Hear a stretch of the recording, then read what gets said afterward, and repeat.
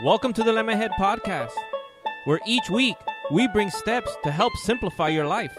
We cover topics in homeschooling, nutrition, stress-relieving tips, and just about any other topic that would help all of us achieve the life we deserve.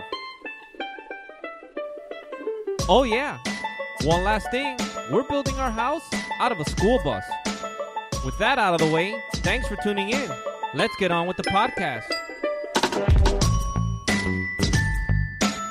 Hey guys, thanks for downloading my podcast. So today I have a pretty exciting episode, at least I think, or for you men out there that love your tools. I'm really not going to get into the whole entire tool discussion, meaning I'm not going to get into all the tools that I have. I'm just going to talk a little bit about the tools that I'm using specifically in the steps that I'm at right now in building the bus. And if you're starting to build a tiny home, you might not be doing a lot of metal work. You might be going to the woodwork. I'll be getting into that later once I start working on wood. But right now, I'm really doing a lot of cutting of steel, welding, and, all of those things. So it's a lot more metal working type of tools. Also, I'm not going to get into the discussion of what brands of tools. I own a whole bunch of different brands all over the spectrum, from the really cheap to the super expensive. Really, what I've learned at the end of the day, whether it's a cheap tool or an expensive tool, is just making sure that it works properly and that you have the proper tool for the job that you're working on at the moment. So most of my tools are air-powered tools. And that's just because of the nature of the job that I've worked in most of my life, which is in the automobile industry. And the standard tools used in that industry are air tools. That's just what everybody uses. And so that means that most of my tools are air-powered tools. I have been recently buying some electric tools. What I've noticed is that they work great.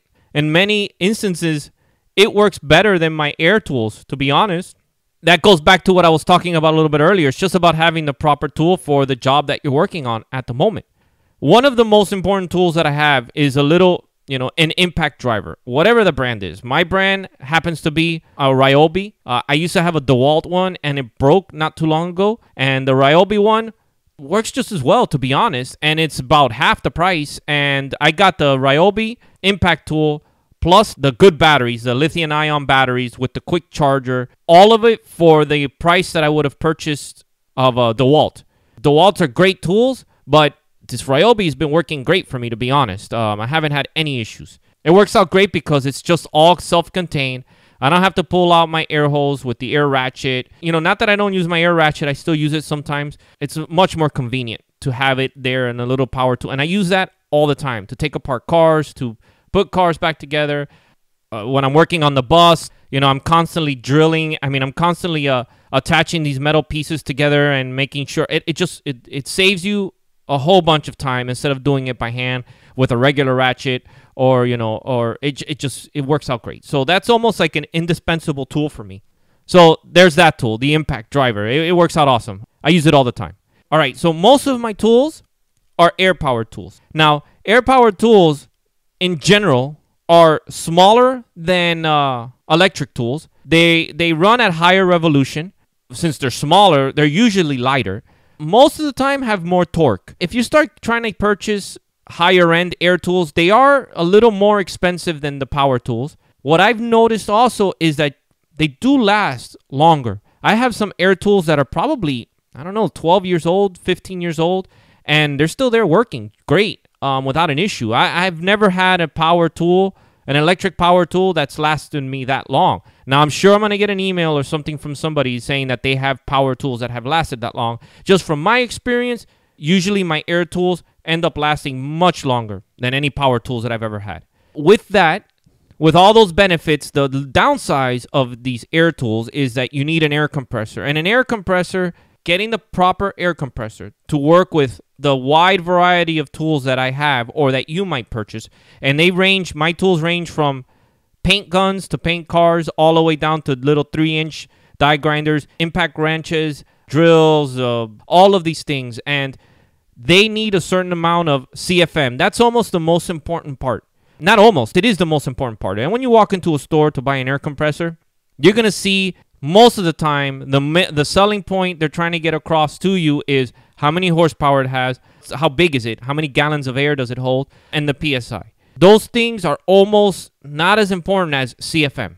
PSI, most air compressors, they're all about the same. You're all going to, 100, 120, whatever the case might be, they're all going to be just about the same. It's really, from my experience, not too important. The same thing as the horsepower. The horsepower, again, something they try to sell you on, it's really not that important either. The important part is the CFM. And the reason that the CFM is important is, for example, my 6-inch grinder that I have, or any 6-inch grinder, you'll be on an average of 3 to 7 CFM to run that grinder. Depending on what you pay for your grinder and the quality it is, usually the higher quality, the lower CFM is required. How much you need, cubic feet per minute of air flowing through that tool to make it work properly. Most of these air compressors out there that you buy for like 500 in these big box stores that are 500, 600 bucks, the maximum that I've ever seen is usually right around 10 CFM. And now you can say, well, that's more than the 7 to run the grinder. Yeah, that's true. In this particular case, a grinder, you'll be able to run it more than, sufficiently. But once you start getting into like any DAs, they're like sanders, the impact guns, there's a whole variety of tools that you start needing about 9, 10, 11, 12 CFM sometimes to run these tools. And what's going to happen is that these compressors, no matter how big the tank is, no matter how many horsepower it has, no matter how much all of those other stats they're trying to sell you on, you're going to be sitting around and waiting for that compressor constantly. And it becomes a big mission, because then a 20-minute job can easily start turning into a 35, 45, 50-minute job, because you're sitting around and you're waiting for your air compressor to build up enough power so you can use these tools. Telling you, from experience, it's just it's a nightmare. You get frustrated and it's horrible. Getting a compressor that produces enough CFM to run all of these power tools is important, and that's when it starts to become expensive. Something that you have 15, 20, 30 CFM, you could start getting close to $2,000, $3,000 for an air compressor. Also, you need to think about, are you going to be the only one working with these tools? Are you ever going to have a helper with you or somebody else working with you? And then you need to think about, are they going to use air-powered tools also at the same time that you're using it? So you need to take that into consideration. Because the last thing you want to do is go and spend $1,000 or whatever the case might be on an air compressor. Start working on stuff. Have somebody, your friend or a helper or somebody come along to start helping you, and then neither of you can work because the air compressor just doesn't work. It's just never going to keep up. That's an important thing you need to take into consideration. It's a big upfront cost that you need to think about if you're going to go with air-powered tools. But like I said, I've used air-powered tools almost my whole life, and they work awesome. And they're built like tanks, basically. The air tools that I've been using in this build mostly has been a 3-inch die grinder. And when you use it for, is to clean up steel, like right before you're going to weld, that kind of situation. Grinding down like nails and things like that I was in the bus, like when I was talking about in one of the videos, like the wood inside the bus on the floor was nailed down with like roofing nails. It was ridiculous. Also, the 6-inch grinder. To be honest, I've been using that a lot less ever since I've gotten my electric grinder. But I'd still use the 6-inch grinder. An air saw, the air drill that I have, I use that. All of these tools also, like I said, they're different brands that I have. They're, for the most part, they're all on the higher end, like a Snap-on or a Macco or Mac tools. And that, to be honest, the reason that I got those tools is because when you work in the automobile industry, those trucks drive to all of the body shops, and they are just, it's like a tool shop on wheels that shows up, and they offer credit or whatever they can, even though I don't like to take anything on credit now. But at the time, as you know, a youngster coming up through the automobile industry, you have somebody there with these shiny new tools that are just willing to give it to you, and you could pay $20 a week, whatever the case might be. So I got a lot of my tools like that. These are basically the air tools that I use. And like I said, I've been using them less and less. I've been using more power tools, and the power tools have been working out great. All right, so now the power tools. My new favorite power tool is my 4.5-inch grinder, electric grinder. It's a Ryobi, and not to promote that brand specifically, there's many different brands that you can use, and they're all probably going to work somewhere. You know, some will work a little bit better than the others, but this specific one that I purchased has been working great for me. I've been using this tool day in, day out, and just about all aspects of the bus. And not only on the bus, I've been using it on automobiles where I in place of my 6-inch grinder. For instance, I just started this restoration job for a client, so 1966 Ford pickup. And everywhere that I normally would have used my 6-inch grinder, I've been using this 4.5-inch grinder, electric grinder. And it's been working like a champ. I love it. It works awesome. It's my new, like I said, it's my new favorite tool. It works out great. And it was like $40 or something. It was super cheap. Cheap enough that if it breaks, I just go out and buy another one. It's not a big deal. So I use that grinder not only to grind the steel to get it prepped for welding. I'm using it to cut steel. I put off a cut. I go and I purchase 4.5-inch cutoff wheels, put it on there, and I end up cutting the steel. And that's pretty much replaced my air-powered cutoff wheel. So I also have a 7-inch power grinder, an electric grinder. I think it's a rigid. Works out awesome. I use that for specific things. I'm able to put on a much bigger grinding disc on it when I'm trying to knock out bigger areas on the bus. This tool was mostly used like when I was cleaning out the floor of the bus, when I was getting it ready to paint it, to make sure that that rust wouldn't continue to, keep going on there. And it works out great. All right, so now the MIG welder. I have a MIG welder, Miller-Matic 180. I think they're like roughly about $1,000 or so. I mean, I purchased this a long time ago.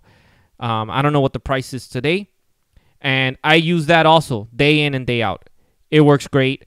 My experience with welding is you definitely need a welder. Not that it has to be a name brand welder, but a welder that has specific tuning on the wire speed and the heat, the wire that, and the temperature on the machine.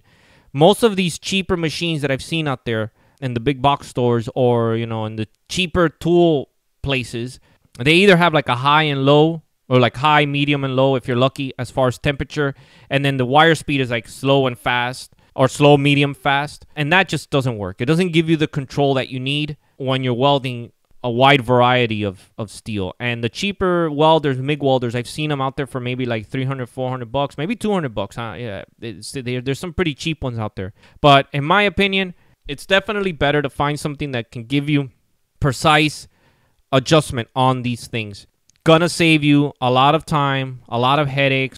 And it's important because when you're welding all these different grades of steel, you need to have more than just high and low. Like you just have to. You need to be able to adjust that to make sure that you're not going through, melting through that steel, or that you're getting hot enough to weld, this heavier steel. It's super important. If you don't have the $1,000, which I understand because it's expensive, I'm sure you could find one used. I'm sure you could go through Craigslist. I'm sure you could look around, and I'm sure you'll be able to find something that's not $1,000 that has that adjustment on it.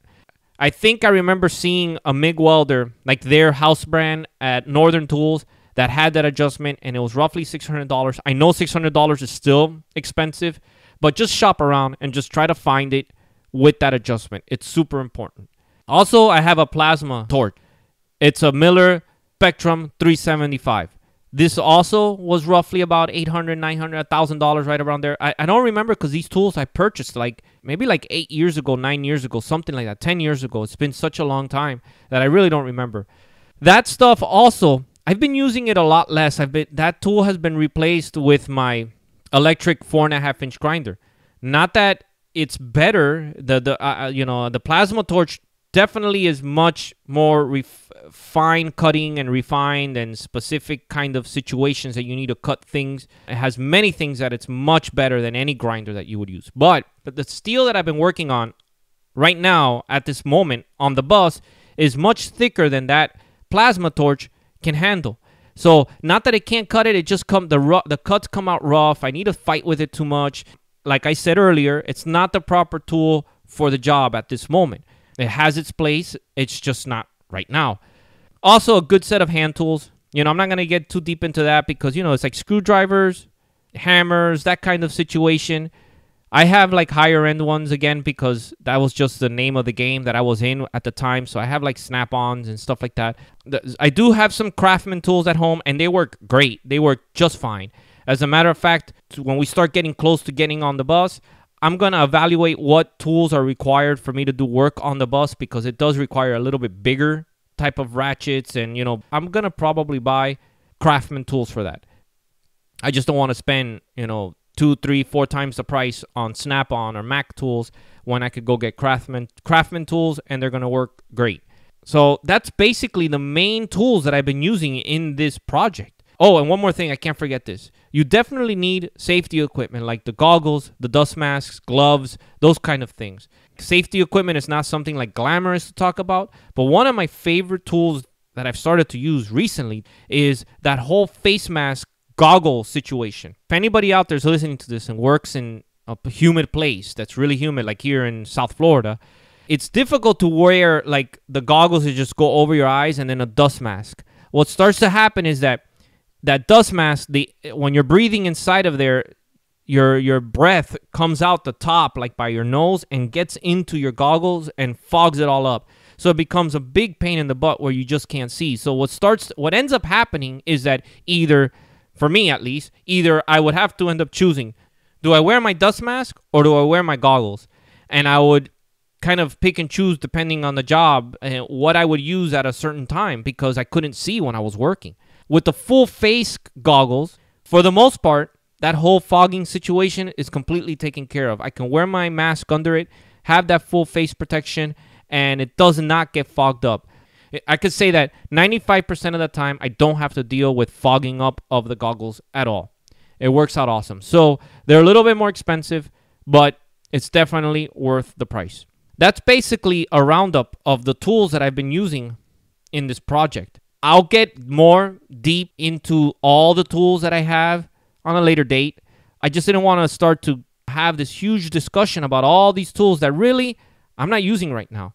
And like, for instance, the power tools, all the woodworking power tools, I'm not using any of that at this moment either, you know. So soon, I hope that soon I'll be getting into that. If you guys want me to do a podcast and talk about these specific tools, all of them, I will. You know, just send me some feedback and I'll get a little bit deeper into it.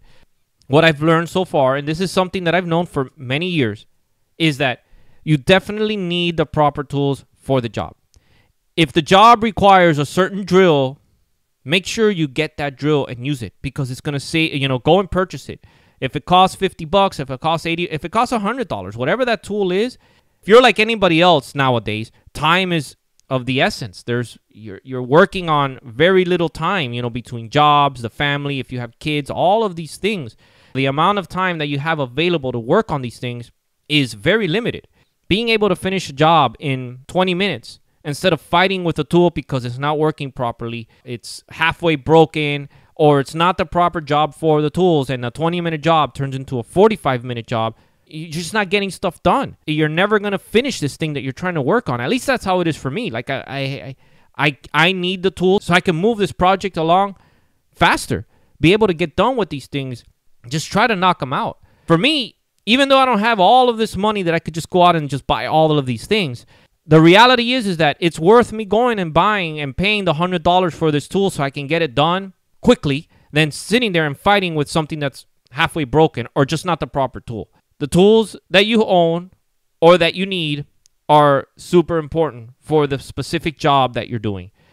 That's about it. If you guys have any questions regarding the tools that I'm using or any other tool that you have a question about, feel free to ask. Send me an email at lewis@lemonheadpress.com. Contact us through the website, lemonheadpress.com, or go through YouTube. We're also on Twitter, on Pinterest, blah, blah, blah, the whole shebang. Just contact us wherever you guys, whatever's